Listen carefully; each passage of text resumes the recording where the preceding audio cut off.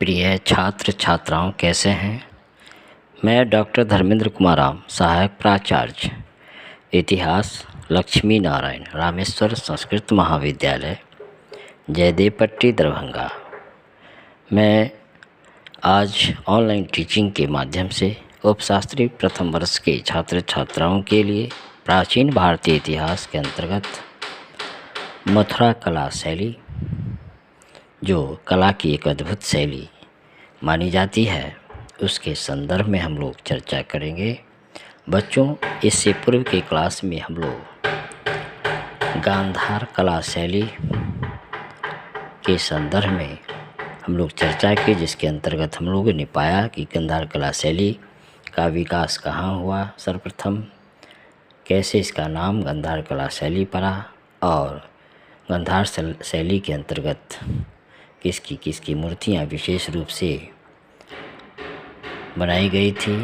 साथ ही गांधार कला शैली की विशेषताएं क्या क्या रहीं, उन तमाम चीज़ों पर हम लोग चर्चा कर चुके हैं। आज हम लोग मथुरा कला शैली के संदर्भ में बात करेंगे।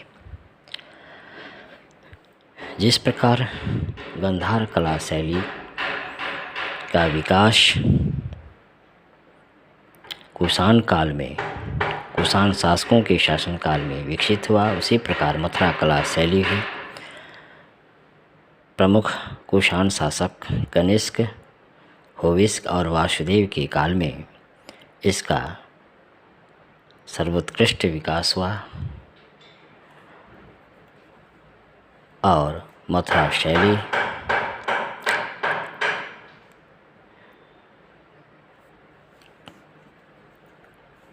उत्तर भारत की मूर्ति कला की शैलियों में एक प्रमुख श्रेष्ठ मूर्ति कला शैली है। मथुरा शैली का प्रारंभ कब हुआ, इस पर विवाद है, लेकिन प्रसिद्ध इतिहासकार A.L. बासम के अनुसार संभवतः ईसा पूर्व प्रथम शताब्दी के अंत में इस कला शैली का विकास हुआ। यद्यपि कुछ विद्वान इसकी तिथि और बाद में निर्धारित करते हैं। मथुरा शैली में निर्मित मूर्तियाँ पश्चिम में तक्षशिला और मध्य एशिया तक तथा पूर्व में श्रावस्ती और सारनाथ तक भेजी जाती थी। प्रारंभ में यह माना जाता रहा था कि मथुरा शैली का विकास गांधार की बौद्ध मूर्तियों के प्रभाव और अनुकरण से हुआ था, लेकिन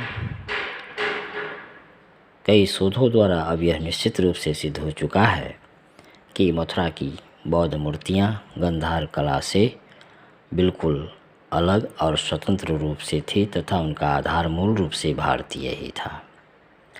प्रारंभ में अनेक यूरोपीय विद्वानों का मानना था कि सर्वप्रथम बुद्ध की जो मूर्ति थी गांधार कला में ही निर्मित हुई, लेकिन अब भारतीय विद्वानों ने यह स्पष्ट कर दिया है कि बुद्ध की मूर्ति सर्वप्रथम मथुरा में ही मथुरा शैली में बनी थी। इस बात के पर्याप्त प्रमाण के आधार हैं कि ईसा पूर्व प्रथम शताब्दी में मथुरा भक्ति आंदोलन का केंद्र बन गया था।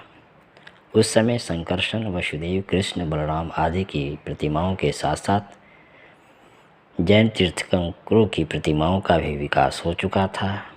यही नहीं, मथुरा में लोक कला के तहत यक्ष यक्षिणी की भी विशाल प्रतिमाएं निर्मित हुई, जिसका प्रभाव निश्चित रूप से बौद्ध धर्म पर भी पड़ा होगा। मथुरा और गांधार शैली में एक अंतर यह भी है कि मथुरा से कुछ ऐसी बोधिसत्व प्रतिमाएं मिली हैं जिन पर कनिष्क संवत की प्रारंभिक तिथियों में लेख खुदे हैं। इसके विपरीत गांधार कला की मूर्तियों में एक पर भी कोई परिचित संवत नहीं है और कुछ मूर्तियों पर जो तिथियां दी गई है वे पहली से तीसरी सदी ईस्वी की है। कुछ विद्वानों के अनुसार गांधार कला ने पद्मासन, ध्यान इत्यादि लक्षण मथुरा के शिल्पियों से ही ग्रहण किए होंगे, क्योंकि इन प्रतीकात्मक लक्षणों का स्रोत भारत ही था, न कि ईरान अथवा यूनान। मथुरा कला शैली में निर्मित मूर्तियाँ मथुरा के पड़ोस में रूपवास तथा अन्य खानों में बहुत बढ़िया लाल पत्थर, बलुआ पत्थर बहुतायत में प्राप्त होते थे और इन्हीं बलुआ पत्थर से मूर्तियाँ निर्मित होती थी। मथुरा कला शैली में बुद्ध की प्रतिमाओं के चेहरे और दिव्य प्रकाश को चक्र द्वारा प्रदर्शित करने का प्रयास मथुरा शैली के अंतर्गत ही प्रारंभ माना जाता है। इस कला के मुख्य नमूने इंद्रिय सुख और सौंदर्य से व्याप्त स्त्रियों की मूर्तियां हैं। स्त्रियों के गोल और सुडौल वक्ष व भारी उभरे कूल्हे न केवल स्त्री की प्रजनन शक्ति के प्रतीक है, अपितु स्त्री शरीर के सौंदर्य को भी इस कला शैली में प्रदर्शित करते हैं। महात्मा बुद्ध प्रायः मुंडित शीश हैं, उनके मुख पर मूछें भी नहीं है। मथुरा कला शैली में मूर्तियों का एक कंधा खुला और एक ढका है। इस शैली के तहत बुद्ध तथा बोधिसत्व, जिसमें मैत्रेय, काश्यप, अवलोकितेश्वर इत्यादि की खड़ी तथा बैठी मुद्रा में बनी हुई मूर्तियाँ हमें प्राप्त हुई है। तो बच्चों, आज हम लोग मथुरा कला शैली, जो उत्तर भारत की एक अद्भुत कला शैली मानी जाती है,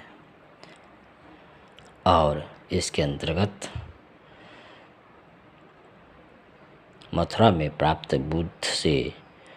बुद्ध से संबंधित अनेक मूर्तियाँ इस कला शैली में बनी, इसके संदर्भ में हम लोग चर्चा की। धन्यवाद।